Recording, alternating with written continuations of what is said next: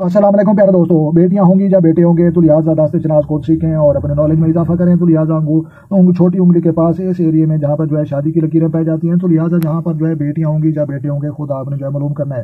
तो लिहाजा ये देखें कि ये जो है बड़ी लकीर जो बेटों की अलामत है, छोटी लकीर जो है बेटियों की अलामत होती है। तो लिहाजा ये जो है जितनी मैंने साफ सुथरी बनाकर दिखाई है, कुछ लोगों की बहुत मदम होती है, गौर करने से या कैमरे के जो है जूम करके जो है उससे देखने से भी जो है पता चल सकता है। तो लिहाजा ये शादी वाले एरिया में आपने जो है ये लकीरें तलाश करनी होंगी। आपकी जो है बेटियां होंगी या बेटे होंगे या कितने इनकी आप गिनती भी कर सकते हैं।